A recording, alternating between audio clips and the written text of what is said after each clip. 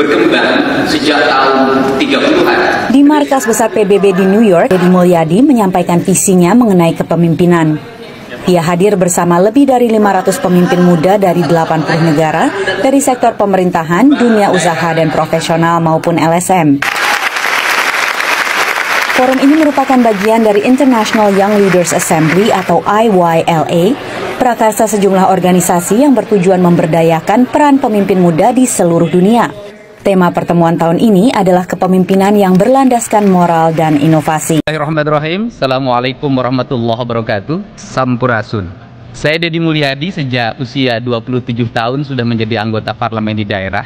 My name is Deddy Mulyadi, and since he was a teenager, he was starting to work as a public servant. Baju yang saya gunakan adalah bajunya orang Sunda, provinsi dengan penduduk terbesar sebanyak 40 juta jiwa di Indonesia, yang sangat menentukan demokrasi di Indonesia. I'm wearing a Sundanese attire today, and Sundanese people, there are 40 million Sundanese people in Indonesia, and it highly contribute to the democracy in Indonesia. Demokrasi di Indonesia dengan sistem pemilihan langsung berkembang luar biasa, sejak guys. tahun 30-an, dari mulai desa, kabupaten, provinsi dan negara yang dipimpin oleh seorang presiden.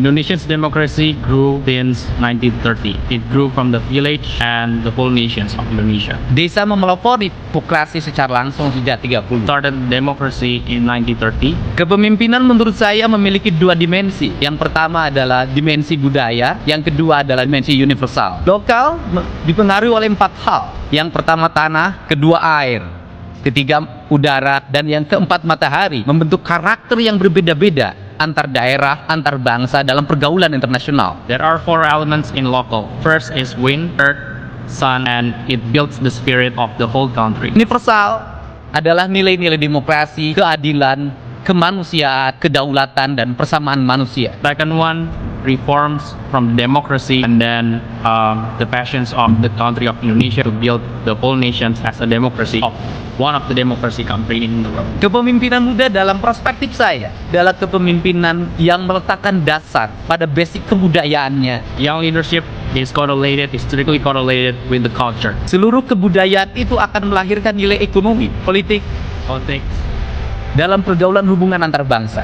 In the global. Pada saat ini di daerah-daerah di Indonesia ada sebuah Coba bayangin nih, guys, tentang perubahan kemajuan ekonomi melalui komunikasi, tetapi mengarah pada konsumerisme masyarakat, sehingga basic tradisional, So the basic of the traditional Indonesians, pertanian, farm, peternakan, and farm, perikanan, fishing, kelautan, sea, kehutanan, itu merupakan basic traditional culture pedesaan banyak ditinggalkan oleh anak-anak muda. Saya pada saat ini berupaya untuk mendorong anak-anak muda kembali pada basic tradisional dengan membuat kebijakan pendidikan berkarakter, menyiapkan calon pemimpin masa depan yang coba bayangkan, guys, seorang Kang Deddy Mulyadi di sela-sela dia memimpin wilayah atau sebuah daerah di Indonesia, dia masih tetap menyempatkan ada undangan di Forum Perserikatan Bangsa-Bangsa PBB di New York City, Amerika. Lihat, guys, begitu bangga dan pede sekalipun tidak fasih berbahasa Inggris. Dia menjadi seorang Indonesia yang sejati. Wow, itu menjadi kekuatan yang bersinergi keren ya pemimpinannya, sehingga menjadi kekuatan ekonomi, kekuatan politik, kekuatan sosial. Program IYLA sejalan dengan misi PBB. Rakyat yang dipimpinnya di wilayah Indonesia, tapi dia masih mampu go internasional dan berpidato memakai bahasa internasional, yaitu bahasa Indonesia. Karena bahasa Indonesia salah satu bahasa internasional, guys, saat ini. Ya, dan langsung diterjemahkan oleh seorang interpreter langsung ke bahasa Inggris. Keren. PBB baru ada ucapan sampurasun, salamnya orang Sunda diucapkan. Saya yakin belum pernah ada, karena biasanya orang Sunda punya rasa malu untuk menyampaikan. Saya katakan kebudayaan harus kita sampaikan pada dunia, karena dunia ini adalah kumpulan dari kebudayaan-kebudayaan. Setiap tahunnya, International Young Leaders Assembly mengadakan sejumlah program bagi tokoh muda yang dapat diakses. Oke, guys, assalamualaikum warahmatullahi wabarakatuh, guys. Salam jumpa, salam sehat-sehat semuanya ya. Semoga YouTubeolik semua dimanapun berada sehat-sehat selalu. Jumpa lagi bersama saya Adam Jeep di Speak Up, podcast Adam Jeep yang membuat orang penasaran dan selalu update atas berita-berita yang lagi viral di Indonesia. Ingat Speak Up, ingat podcast Adam Jeep, karena semua manusia punya hak prerogatif untuk berbicara. Katakanlah, ungkapkanlah, speak up.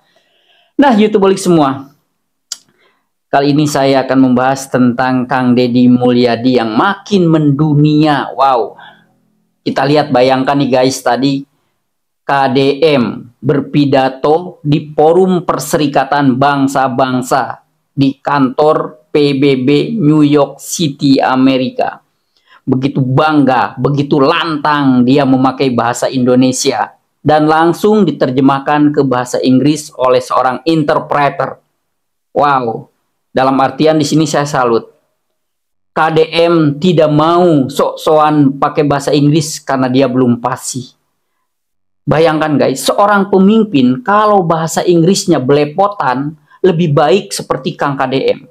Dia berpidato tetap pakai bahasa Indonesia ataupun pakai bahasa daerah walaupun di kancah internasional, dan dia memakai interpreter, seorang penerjemah bahasa secara lisan.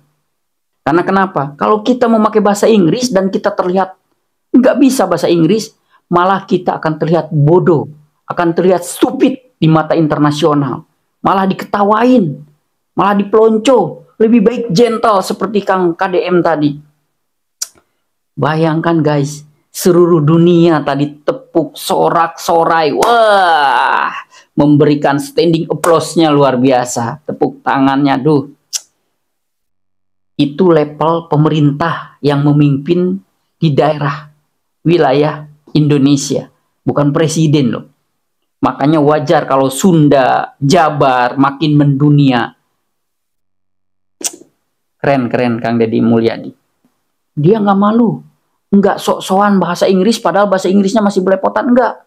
Kang KDM bangga dengan bahasa Indonesia. Ini pemimpin yang benar begini. Menjual kualitas Indonesia. Buktikan di mata dunia bahwa bahasa Indonesia adalah bahasa internasional sekarang. Wow, keren. Dibanding seorang pemimpin bahasa Inggris, bahasa asing, tapi belepotan. Justru akan membuat aib negara, akan membuat aib sebuah wilayah yang akhirnya kita dipelonco, diledek, dihinakan, karena dianggap kita stupid, dianggap kita bodoh, tidak bisa berbahasa asing. Ingat guys, seorang pemimpin di suatu negara tidak dituntut untuk mengerti bahasa internasional. Karena sekarang udah canggih. Ada translator, ada interpreter. Canggih sekarang. Justru seorang pemimpin yang hebat, dia akan menuntut siapapun orang asing yang masuk ke negaranya wajib memakai bahasanya. Kita masuk nih, contohnya kita masuk ke Jepang. Banyak di Jepang yang nggak ngerti bahasa Inggris. Kita sosokan pakai bahasa Inggris di Jepang. Orang bodo amat, siapa lu? Lu datang ke Jepang, di mana bumi dipijak, di situ langit dijunjung. Lu harus bisa bahasa Jepang. Kalau enggak, tinggalkan Jepang. Indonesia pun harus demikian, guys. Apalagi Indonesia salah satu negara yang bahasanya menjadi bahasa internasional sekarang. Seperti itu ya, guys. Keren banget. Nah, kita lanjut lagi nih, guys. Jadi di Amerika ini konon katanya KDM sudah viral, sudah dikenal, malah menjadi bahan gibahan. Di Amerika KDM itu menjadi bahan gibahan antar tetangga, ngerumpi bahwa di Indonesia ada seorang gubernur yang kinerjanya bagus, bekerja untuk rakyat dan merakyat, tidak korupsi. Tahu nggak guys? Dan itu langsung warga Amerika datang ke Indonesia. Ingat ya, beliau warga Amerika, tapi berdarah Indonesia dan asli orang Indonesia. Cuman status kependudukannya dia warga negara asing. Karena dia udah menjadi warga negara Amerika saat ini. Kita lihat yuk gimana beliau datang ke kediaman KDM dan sharing bahwa KDM udah mendunia. Jadi saya kedatangan tamu WNI yang sudah jadi WNA. Ya, Pak. Ibu namanya siapa? Marlene Fenskalkwik. Marleni Fans Schalkwijk. Schalkwijk. Itu nama mana? Nama Amerika? Itu nama keturunan Belanda. Oh, ibu keturunan Belanda. Bukan, bekas suami saya keturunan Belanda. Terus saya di sana sudah 35 tahun. Di Amerika. Amerikanya Boston. Di Boston. Aneh, dikasih topi Boston. Amerikanya Boston ya. Iya, Pak. Sudah 35 tahun berarti sejak gadis di Amerika. Enggak, Pak. Waktu itu saya udah kerja di Jakarta. Udah gitu saya kawin dengan bekas suami saya. Terus dibawa ke Boston. Jadi kita kawin di Boston. Suami saya orang sana. Saya itu orang Padang dari Bukit Tinggi. Oh, Sumatera Barat. Bapak dari Banjarmasin, Pak. Oh, Banjarmasin. Kalimantan. Okay. Lahir di Amerika itu? Saya lahir di Jakarta, Pak. Oh, di Jakarta. Iya. Sekarang dalam rangka apa nih di Indonesia? Mau ketemu Bapak. Wah. Ngapain ketemu saya? Mau ketemu Bapak, saking Bapak terkenalnya di sana. Wah, enggak lah, Bu. Semua. Gimana saya dikenal di Amerika coba? Apa namanya, semua tuh di YouTube Bapak tuh semua pada lihat, teman-teman saya itu semua. Udah gitu saya juga banyak mempelajari dari ini cara Bapak memimpin semuanya kayak gitu. Sampai anak saya bilang, Mami itu kenapa sih nonton nggak habis-habisnya gitu. Tapi ya anak saya juga salut cara Bapak memimpin semuanya, berani, tegas, saset cepat sekali dalam rangka 100 hari. Banyak itu pencitraan, Ibu lihat di YouTube, nggak lihat aslinya. Tapi kan orang kan lain-lain, Pak, caranya. Yang penting kan cara Bapak kerja. Iya. Jadi warga negara Indonesia yang tinggal di Amerika suka lihat YouTube terutama ya. Iya. TikTok nyampe Amerika.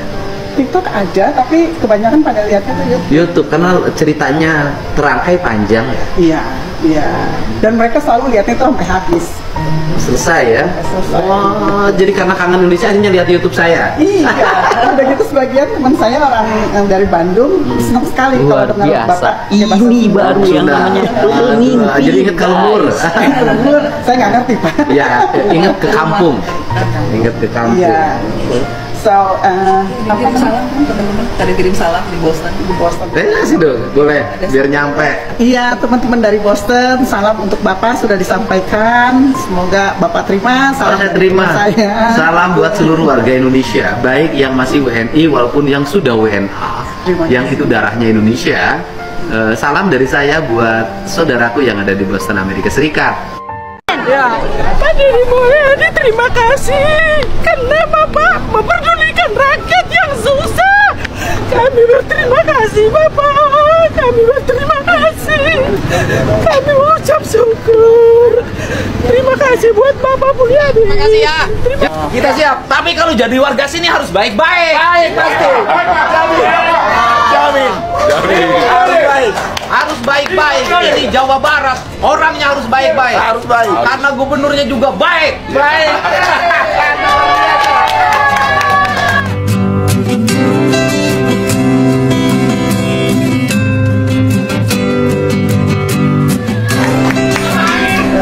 Bapak Ai, mana orangnya orang mana? Orang Bekasi, Pak. Orang Bekasi. Orang Bekasi apa Depok? Orang Bekasi nih. Hah? Ini maksudnya Bekasi apa Depok? Depok.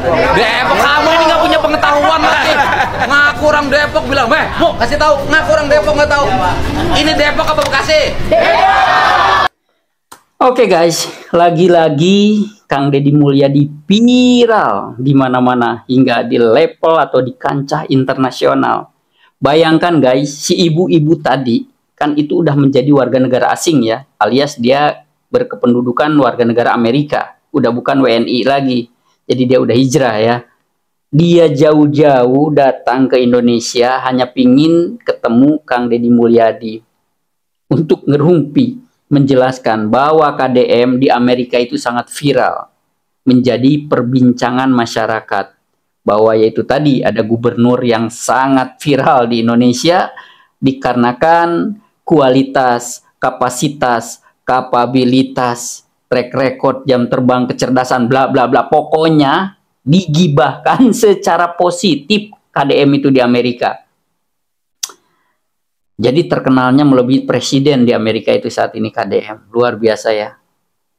Subhanallah. Itulah guys, kalau kita belajar dari sesuatu yang kita lihat kepemimpinan Kang Deddy Mulyadi ini, bahwa kalau kita kerja benar, porsinya benar, tujuannya benar, semua perangkat pemerintah, pejabat dituntut untuk mengabdi kepada bangsa dan negara, khususnya kepada rakyat.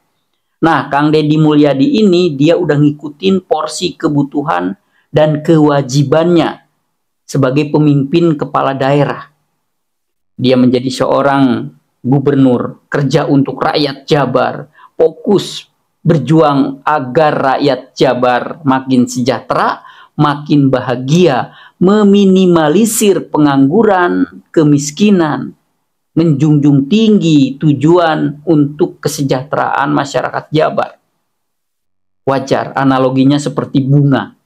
Bayangkan guys, bunga kalau udah harum, semerbaknya kemana-mana. Keren kan? Itulah hebatnya sebuah atmosfer gelombang radio, gelombang visual teknologi, hingga membawa Kang Deddy Mulyadi ke benua Amerika. Aroma positifnya loh. Bayangkan, kita aja penerbangan dari Indonesia itu paling jauh ke Amerika. Karena ke Amerika itu bisa memakan waktu hingga 24 jam. Penerbangan pesawat loh. Yang punya rata-rata kecepatan 400, 500, 600 km per jam. Masih memakan waktu 24 jam. Wow. Itulah hebatnya Kang Deddy Mulyadi. Jadi ya, dalam artian saya membahas ini guys, untuk kepada teman-teman, para pejabat, dimanapun berada, ayo, disinilah yang disebut kita mencontoh positif, plagiat atas kinerja, gagasan, ide itu positif jadinya. Enggak dituntut hak cipta kok, enggak dituntut undang-undang haki kok, enggak. Karena kenapa? Ini untuk positif. Seperti kita lihat Bapak Gubernur Bengkulu, Bapak Helmi Hasan, kita lihat ya. Beliau mencontoh Kang Deddy Mulyadi dan bangga, tidak malu. Karena ini emang hal yang berprestasi, sesuatu prestasi, kebaikan. Seperti itu guys. Wow, luar biasa. Oke, kita lanjut lagi nih guys. Bayangkan hari gini ada pemimpin yang baliho, ada foto dirinya malah dicabut oleh dirinya sendiri. Karena menganggap nggak wajar, nggak pantas. Karena itu harusnya kebijakan pemerintah daerah. Berarti harusnya mengatasnamakan Pemprov Jabar. Ya kan? Coba yang ada di kita, ajudannya, jongos-jongosnya, kalau baliho atau banner atau billboardnya yang ada foto dirinya dicabut, murka guys, kayak kesurupan murkanya. Bisa dipecat itu orang-orang. Tapi tidak bagi Kang Deddy. Baliho yang jelas-jelas itu program dirinya, dan ada foto beliau, foto Kang Deddy, malah kepala sekolahnya ditegur. Katanya ini bukan atas nama saya pribadi, tapi ini atas nama Pemprov Jabar. Keren nggak tuh pemimpin begitu, ya kan? Di kita kan enggak, sumbangan pakai uang negara atas nama sendiri. Mau kita sedekah atas nama uang negara, APBD, ataupun APBN, pakai nama sendiri. Amazing banget pemimpin begitu. Tapi lihat Kang KDM, ya kan? Udah jelas kebijakan dia, ide dia, gagasan dia, tapi dia nggak mau paling depan. Karena dia membawa sebuah lembaga institusi pemerintah, khususnya wilayah Jawa Barat atau Pemprov Jabar yang diemban, yang diamanahkan oleh negara, oleh pemerintahan pusat, oleh presiden kepada Kang Deddy. Kang Deddy ini urus Jawa Barat, bagian jatahnya Kang Deddy. Kan itu amanah. Tapi Kang Deddy nggak mau guys. Ya kan? Oke, kita lihat yuk cuplikan. Nah, Bapak Aing dah di SMA Saci dah.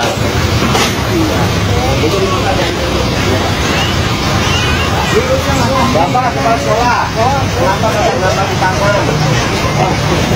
Cukup itu aja, ini juga salah tidak estetik, Pak. Tidak ada pungutan, tapi saya nggak setuju karena pakai gambar saya, mestinya nggak boleh. Cukup aja ada tulisan, nggak usah pakai foto. Saya nggak setuju foto saya dipasang-pasang karena ini kebijakan pemerintah, bukan kebijakan orang. Jadi cukup lambang Pemprov Jabar. Satpolnya ada, satpamnya. Ini buka ya, ininya dibuka. Dan ini juga salah, jangan masang di taman. Ini salah. Buka. Ini udah taman bagus, dipasangin ini jadi jelek. Bapak kepala sekolah, kenapa pasang gambar di taman? Udah cukup itu aja. Ini juga salah, tidak estetik, Pak. Dibuka aja. Sekarang kan sudah eranya era digital. Pengumumannya kan sudah diumumin di TikTok. Intinya kalau kesini ada SPMB bilang titipan siapa-siapa nggak usah didengar. Siap. Gubernur sekalipun kalau titip Bapak ngomong. Siap. Salah. Cuman Ini baru yang namanya pemimpin, guys. Itu balik semua. hanya nggak kelihatan. Bapak belum punya layar digital. Ada apa di dalam, Pak? Di mana? Di ruangan meeting. Apa nggak baik layar digital itu dipasangnya di luar? Siap, nanti dipindah. Kan biar anak-anak bisa lihat. Berarti nanti seluruh kertas. Oh, belum, Pak, yang TV digital. Belum punya, Pak? Belum, udah saya beliin. Siap. Kalau TV besar untuk digital kan paling berapa puluh juta. Berapa harganya? Tahu, Pak. Ya udah saya beliin. Om, catetin ya, nanti kirim ke sini barangnya. Nanti nggak boleh lagi yang beginian. Kadang begini sebelah ditempel lagi, jangan saya SMP. Nggak boleh. Cukup aja di sini satu layar digital. Yang setiap hari pengumumannya berubah-ubah kan, sesuai dengan apa yang dipesankan. Nanti diaturin ya. Yap. Oke, itu tadi guys, luar biasa ya. Gak ada asli. Ini bener-bener limited edition. Diciptakannya nggak banyak guys. Karena kenapa? Pemimpin yang lain pingin foto dia paling depan, paling nemplok. Walaupun itu mengatasnamakan negara, mengatasnamakan institusi atau pemerintahan dan lembaga lainnya. Pingin dianya paling nemplok, paling depan. Tapi tidak bagi Kang Deddy. Disinilah rakyat harus peka guys, bahwa nggak ada lagi pemimpin sehebat Kang Deddy Mulyadi. Beliau yang punya rencana, beliau yang punya terobosan, diterapkan di pemerintahan Jawa Barat, tapi tetap beliau pingin yang di depan adalah Pemprov Jabar. Malah tadi Kang Deddy mintanya itu logo, bukan foto beliau. Kang Deddy kenapa itu ditarik? Karena nggak pantas, kata Kang Deddy. Yang pantas adalah di situ itu kebijakan dan logonya logo pemerintahan Provinsi Jawa Barat. Bukan foto Kang Deddy. Langka guys, langka, nggak ada pemimpin yang kayak begini. Coba kalau orang lain jadi pemimpinnya, uset, nggak ada fotonya dia, wah, siapa yang masangnya? Dipecat langsung guys, diusir langsung dari kekuasaannya, asli. Tapi tidak bagi Kang Deddy. Malah tadi sempat ditegur kan kepala sekolahnya, kalau bisa logonya jangan ada foto saya, kalau bisa di sini jangan ada foto saya, yang ada cukup logo pemerintahan Provinsi Jawa Barat. Kan kerennya luar biasa pemimpin begini, betul nggak guys? Oke guys, itu tadi podcast dari Adam Jeep, YouTube Bolik semua. Mohon dukungannya, YouTube Bolik semua. Mohon maaf apabila ada salah kata, salah ucap, karena Adam Jeep hanya manusia biasa yang tidak luput dari hilap dan dosa. Adam Jeep banyak kekurangan, makanya jujur ngepen banget kepada beliau, kepada Bapak Aing. Siapa tahu Bapak Aing, Kang Deddy Mulyadi melihat podcast saya dan berkenan, saya pingin podcast sama Kang Deddy. Kenapa podcast saya, walaupun saya seorang podcaster yang kecil, studionya juga kecil, ya kan? Saya pinginnya apa? Saya pingin mencari ilmu dari Kang Deddy Mulyadi. Saya pingin berguru, saya banyak kekurangan, Kang Deddy banyak kelebihan. Jadi saya pingin mencari ilmu lewat Kang Deddy. Aduh, seneng banget saya. Walaupun nggak apa-apa, podcastnya mau outdoor ataupun indoor, sekalipun sambil ngaredok di pinggir sawah gitu, sambil bakar ikan bersama Kang Deddy di pinggir saya, ayo siap Kang Deddy. Saya sebagai warga Jawa Barat, jujur ya, saya kalau kependudukan saya tercatat di Dukcapil DKI, tapi saya domisili di Jawa Barat, ya kan? Oke, itu tadi Kang Deddy Mulyadi, sehat-sehat selalu beserta jajarannya di Pemprov Jabar, YouTubeholic semua guys, dimanapun berada, sehat-sehat selalu, berkah ya. Yang berkenan, yang pingin membantu mensupport channel Adam Jeep agar terus makin berkembang, please subscribe, like dan komen juga share-share-nya ya. Terutama para dermawan, orang-orang para crazy rich, para bilioner, silakan klik super chat, super thank dan gabung di komunitas Adam Jeep. Dan insya Allah yang bergabung di komunitas Adam Jeep bakal dapat konten-konten yang tidak ada di platform lain ataupun di channel lain, hanya ada di channel YouTube Adam Jeep. Seperti itu ya. Nah, YouTubeolik semua dimanapun berada, ikutin terus dan pantengin konten-konten terbaru dari Adam Jeep Channel. Saatnya Adam Jeep pamit mundur. Wassalamualaikum warahmatullahi wabarakatuh.